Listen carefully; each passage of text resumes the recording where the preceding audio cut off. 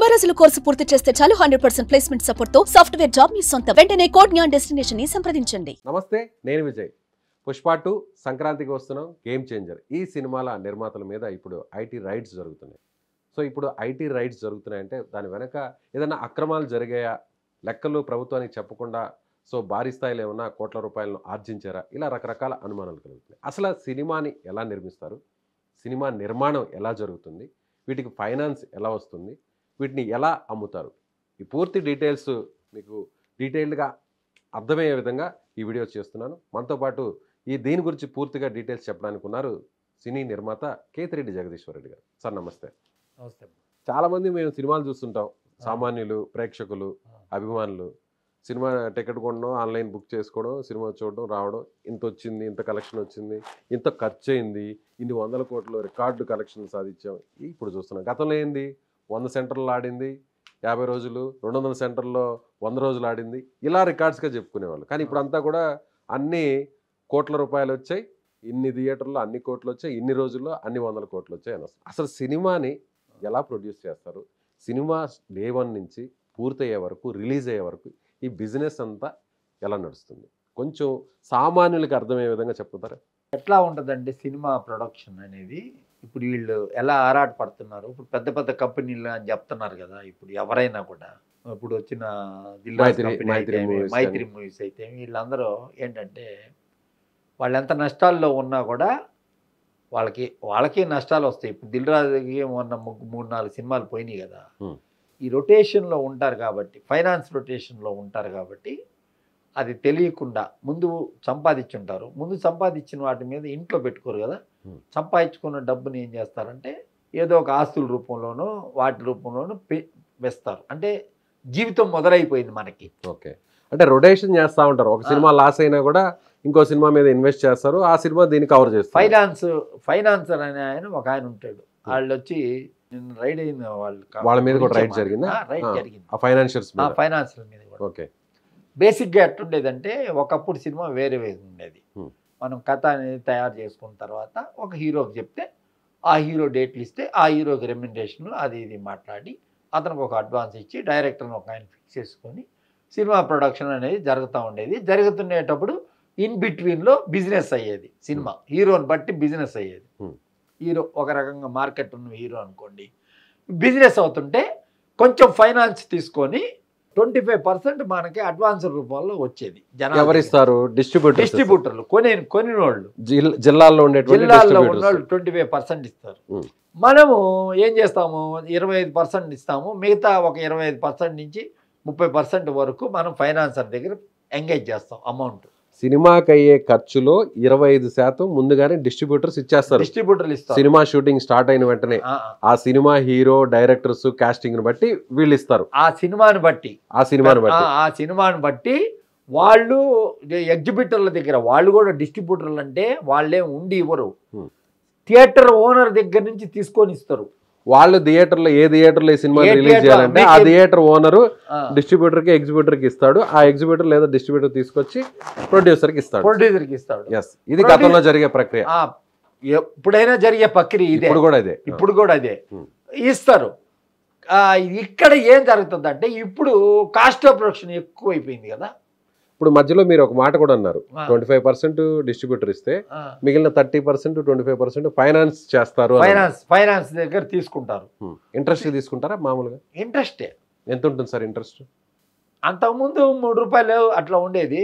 ఇప్పుడు ఏంటంటే 100 కోట్లు అయిపోయినాయి కదా. ఇప్పుడు కొంచెం తక్కువ ఉన్నట్టుంది. 2.5 ఆ రేటుకి 100కి 2.5 రూపాయి ఉంటుంది. 100కి 2.5 రూపాయి.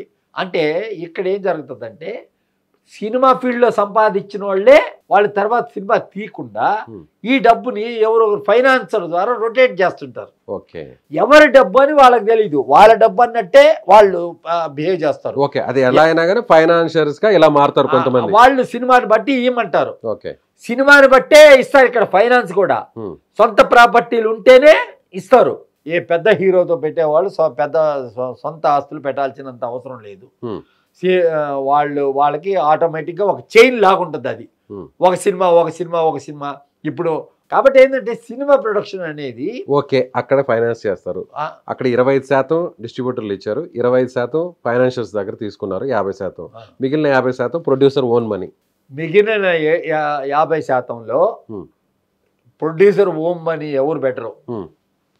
10 to 15% పెడతారు. మిగతా అన్ని వచ్చి మన యొక్క హోదాతో, ఇప్పుడు మనం రామోజీ ఫిల్మ్ సిటీలో షూటింగ్ చేసాం అనుకోండి, మనం డబ్బు కట్టాల్సిన పనిలే, ముందుగా ఇవ్వాల్సిన అవసరంలే. సినిమా రిలీజ్ డేట్కి ఇవ్వచ్చు. కెమెరాలు తీసుకుంటాం అనుకోండి అద్దెకి, అవన్నీ కూడా ఇవ్వాల్సిన అవసరం లే. మనం చెల్లించాల్సింది ఏంటంటే వర్క్ స్పాట్ లో జరిగే వ్యవహారానికే చెల్లించాల. ఇప్పుడు ఒకవేళ డిస్ట్రిబ్యూటర్ రాలేదనుకోండి, డిస్ట్రిబ్యూటర్ డిస్ట్రిబ్యూషన్ చేసేదానికి రాలేదు అనుకోండి, సినిమా హీరో అయినా రాలా, చూద్దాం ఇంకా ఇది 1 సంవత్సరం తీస్తారు, 3 సంవత్సరాలు తీస్తున్నారు కాబట్టి సినిమాకి డిస్ట్రిబ్యూటర్లు ఫస్టే రావట్లే. రాకపోతే ఫైనాన్స్ తీసుకోవాల్సి వస్తుంది. ఇప్పుడు పెద్ద పెద్దవి చూస్తుంటాం మనం, జీ గ్రూప్ అని, రిలయన్స్ గ్రూప్ అని, తర్వాత హీరోస్ ఇంటర్నేషనల్ గ్రూప్ అని, పెద్ద పెద్ద కార్పొరేట్ కంపెనీస్ ఉన్నాయి కదా, వాళ్ళు ఎట్లా సార్ ఫైనాన్స్ చేస్తారా, లేదంటే వాళ్ళ సినిమాని ఇన్వెస్ట్ చేస్తారా, లేదా ఎట్లా ఇది వాళ్ళు ప్రొడ్యూస్ చేస్తారని మనం చూస్తుంటాం కదా? వాళ్ళు నేమ్ వేసుకుంటారు, అవి వచ్చి మల్టీనేషనల్ షేర్ హోల్డర్స్ కంపెనీస్ కదా, వాళ్ళు వచ్చి వీళ్ళకి ఏదో కొంచెం ఆర్థిక సహాయం చేసి, ఇప్పుడు ఫైనాన్స్ లాగే ఏదో చేసి ఊరకనే ఈ సినిమా మాది అంటే షేర్ వాల్యూ పెరిగే దానికోసం. Okay, we are also the partners this firm అని చెప్పి చెప్తారు. అంటే ఇన్ కొలాబరేషన్ విత్ జీ అని చెప్పి ఉంటది కదా, అంటే వాళ్ళతో కలిపి వాళ్ళ సహాయం చాలా తక్కువ ఉంటుంది. పాన్ ఇండియా అంటున్నారు కదా, హిందీలో రిలీజ్ చేసుకునే దానికి దీనికి ఏదైనా డబ్బులు నామమాత్రపు అమౌంట్లే హిందీకి అదే విధంగా ఓటీటీకి ఎంత ఉంటాయో ఆ డబ్బుల వరకు వాళ్ళు ఇవ్వగలుగుతారు. ఓకే, రైట్, అయిపోయింది.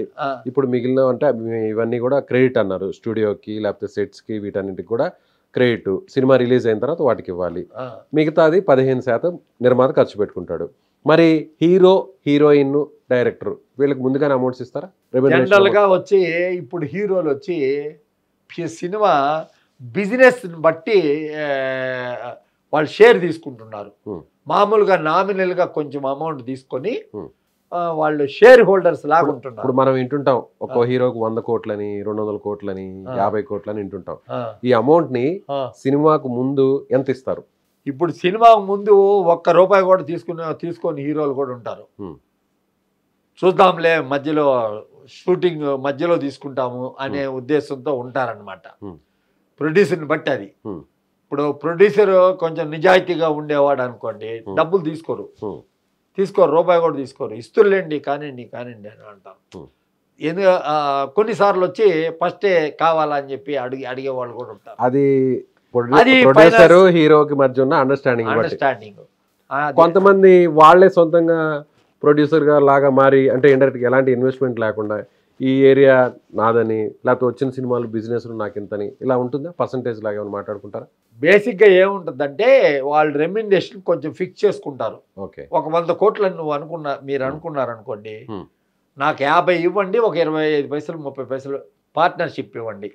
ఇంతకుముందు ఏరియాలు తీసుకునేవాళ్ళు, ఇప్పుడు లేదా సిస్టమ్. హీరోలు తీసుకునేవాళ్ళు. అలా ఎవరెవరు తీసుకున్నారు పాత రోజుల్లో? చాలా మంది తీసుకున్నారు. ఇప్పుడు మేజర్ గా ఏంటంటే ఓటీటీ రైట్స్, ఓటీటీ అగ్రిమెంట్ ఉందనుకోండి. ఇప్పుడు మనకు ఓటీటీ అగ్రిమెంట్ ఉందనుకోండి, నెట్ఫ్లిక్స్ ఎవరో ప్రైమ్ వాడు నీ సినిమా నేను ఇన్ని కోట్లకు కొంటాను, 150 కోట్లకు కొంటాను అని అంటే బ్యాంకులు కూడా ఇస్తాయి లోన్లు.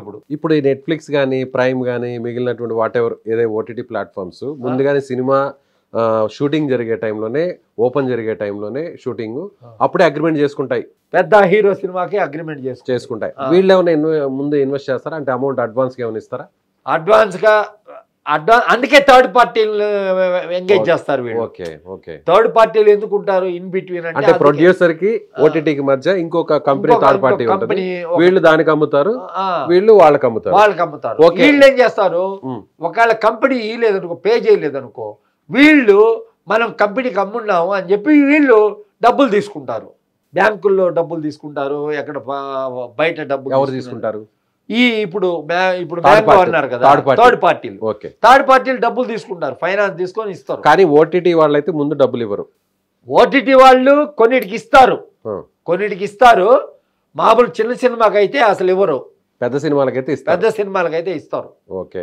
Next OTT. అందుకే వాళ్ళు ఏం చేశారంటే ఇచ్చే సిస్టమ్ వాళ్ళ దగ్గర లేదు. ఇచ్చే సిస్టమ్ లేదు కాబట్టి థర్డ్ పార్టీని ఎంకరేజ్ చేస్తారు. ఓకే. థర్డ్ పార్టీని ఎంకరేజ్ చేసి థర్డ్ పార్టీ ఇప్పుడు అగ్రిమెంట్ మనం నేరుగా కంపెనీ చేయకుండా థర్డ్ పార్టీకి చేస్తాం. థర్డ్ పార్టీ ఏం చేస్తాడు, దాన్ని ఎక్కడో కుదోబెట్టి మనకు డబ్బులు తెచ్చిస్తాడు. ఓకే, అర్థమైంది. సో ఫైనల్గా ఇలా షూటింగ్ అయిపోద్ది, అప్పుడు సినిమా రిలీజ్ అవుతుంది. వచ్చిన ప్రాఫిట్స్ అన్ని ఎలా షేర్ అవుతాయి? సినిమా రిలీజ్ అయిన తర్వాత ఎట్లా ఉంటుందండి చెప్పమంటారా? ఇప్పుడు ఒక నెల్లూరు జిల్లా తీసుకోండి, 1 కోటి రూపాయలకి అమ్మారు అనుకోండి. ఒక అన్ని ఊర్లలో థియేటర్లో ప్రొజెక్షన్ అనేది వేయాలి ఫస్ట్. నెల్లూరు అంటే నెల్లూరు సిటీ, గూడూరు, కావలి, సూలూరుపేట, నాయుడుపేట ప్రొజెక్షన్ కోసం క్యూబ్ అని ఒకటి ఉంటుంది. దానికి మనం ఒక వారానికి ఇంతని కట్టాల. అది కట్టేసి పబ్లిసిటీ పోస్టర్లు అవన్నీ లోకల్గా మనం ఒక డిస్ట్రిబ్యూటర్కి అమ్ముతాం. అమ్మిన ఆయన అవన్నీ పే చేస్తాడు. పే చేసిన తర్వాత సినిమా రిలీజ్ అవుతుంది. రిలీజ్ అయిన తర్వాత కండిషన్ ఎట్లుంటుందంటే ఎన్ఆర్ఏ అని ఒక కండిషన్ ఉంటుంది, నాన్ రిటర్నబుల్ అడ్వాన్స్. ఈ కోటి నిర్మాతకి సొంతం. కోటి రాకపోయినా నష్టపోయేది డిస్ట్రిబ్యూటర్ మాత్రమే. ₹1 కోటి కొంటే డిస్ట్రిబ్యూటర్. ఎగ్జాంపుల్ చెప్తున్నా నీకు, ₹1 కోటి కొంటే కోటి రాకపోయినా అడిగే హక్కు నిర్మాతను అడిగే హక్కు లేదు, డిస్ట్రిబ్యూటర్కి లేదు. ఓకే. కోటి పైన కలెక్ట్ చేసింది అనుకోండి, వాళ్ళు ఏం చేస్తారు, కోటికి 20% ఇస్తారు. నిర్మాత ఇస్తాడు, వాడు అతనికి పే చేస్తాడు. నేనంటే ఒక డిస్ట్రిబ్యూటర్ ₹1 కోటి సినిమా కొన్నాడు. ఈ ₹1 కోటి వచ్చేంత వరకు అది రిటర్న్ చేయాల్సిన అవసరం లేదు. ₹1 కోటి వచ్చే వరకు ప్రొడ్యూసర్ కి రిటర్న్ చేయాల్సినంత అవసరం. ప్రొడ్యూసర్ కి అసలు అదే ఎన్ఆర్ఏ సిస్టమ్. అదే కోటి దాటితే 50 లక్షలు వచ్చింది, కోటి 50 లక్షలు వచ్చింది, కోటి పక్కన పెట్టేస్తే మిగిలింది 50 లక్షలు. ఈ 50 లక్షలను ఎలా డిస్ట్రిబ్యూషన్ చేస్తారు? 50 లక్షలు ఏంటంటే ₹1,50,000కి 20% కమిషన్ అతనికి, ఎవరైతే కొన్నాడో డిస్ట్రిబ్యూటర్కి. మిగిలిన అమౌంట్ లో పబ్లిసిటీ పోస్టర్ల డబ్బులు, అంటించిన డబ్బులు, అంటించుంటారు కదా, అవన్నీ కూడా అవన్నీ తీసేసి నిర్మాతకు వస్తాయి డబ్బులు. ఓకే. నిర్మాతకే వస్తాయి. ఫైనల్ గా 80% రిస్క్ అతను చేస్తాడు, డిస్ట్రిబ్యూటర్ చేస్తాడు. ఫుల్ రిస్క్ డిస్ట్రిబ్యూటర్ చేస్తాడు. కాబట్టి ఏంటంటే ఇప్పుడు కొన్ని సినిమాలకి ఎట్టా ఉంటుందంటే రికవరబుల్ అడ్వాన్స్ అంటారు. ఎంతైనా ఇస్తారు, మనం ఎంత అడిగితే అంత, మన హోదాని బట్టి. ఇప్పుడు మేము ఒక సినిమా రిలీజ్ చేసాం, నిజమైన సినిమా, మేము రికవరబుల్ బేసిస్లో చేసాం. రికవరబుల్ అంటే మాది ఇంత కలెక్ట్ చేసింది అనుకో, మిగతా ఎంత అయితే అంత వాళ్ళకి ఇచ్చేయడమే. అందులో నెల్లూరు నుంచి ₹1 కోటి ఇచ్చాడు, అతనికి 50 లక్షలే వచ్చింది. 50 నుంచే అతనికి మీరు ఇవ్వాలి. అప్పుడు పర్సంటేజ్ తక్కువ ఉంటుంది, 5% తీసుకుంటారు డిస్ట్రిబ్యూటర్ 5%. ఆ 50 లక్షలకే 5%. ఒకవేళ కోటి దాటింది అనుకోండి, కోటి దాటితే మామూలుగా అయితే ఎన్ఆర్ఐ సిస్టమ్ లో 20% డిస్ట్రిబ్యూటర్ కి ఇస్తారు. కానీ ఈ స్లాబ్ సిస్టమ్ లో మాత్రం ఏం చేస్తారు, నాన్ రీఫండబుల్ అయితే అప్పుడు ఏం చేస్తారు, 5% మాత్రమే ఇస్తారు. 5% మాత్రమే ఇస్తారు. మొత్తం ఖర్చులు ప్రొడ్యూసరే పెడతారు. అదొక సిస్టమ్, ఇదొక సిస్టమ్. కాకపోతే ఏంటంటే ఇక్కడ రెగ్యులర్ గా కొన్ని సినిమాలు ఇప్పుడు దిల్ రాజు గారి కంపెనీ ఉందనుకోండి, ఆ కంపెనీకి కొంతమంది డిస్ట్రిబ్యూటర్లు ఉంటారు, వాళ్ళు కూడా డిస్ట్రిబ్యూషన్ చేస్తారు. నైజాంలో వాళ్ళ డిస్ట్రిబ్యూషన్ ఉంది, అదేవిధంగా వైజాగ్ లో ఉంది, ఆంధ్రాలో మైత్రి వాళ్ళకి కూడా సేమ్ ఉంది. ఈ ప్రాబ్లం ఎందుకంటే వాళ్ళకి ఇమీడియట్ గా ఇన్కమ్ ట్యాక్స్ రైడ్ అయ్యేదానికి ఇదొక కారణం కూడా. ఇమీడియట్ గా డబ్బు వాళ్ళ దగ్గరే చేరుతుంది. ఇప్పుడు వేరే ఎగ్జిబిటర్ లేకపోతే డిస్ట్రిబ్యూటర్ ఉంటే వాళ్ళ దగ్గర అదంతా షేర్ అయ్యి లాస్ట్ లో అప్పుడు అంతా మిగిలేదు, తర్వాత ఫైనల్ అవుతుంది. కానీ వీళ్ళే డిస్ట్రిబ్యూటర్లు ఉన్నారు, వీళ్ళ సొంత థియేటర్లు ఉన్నాయి కాబట్టి అందుకని రైట్స్ వీళ్ళ సొంత థియేటర్లు ఉన్నాయి కాబట్టి జరిగింది. Rights. Thank you sir. Thank you.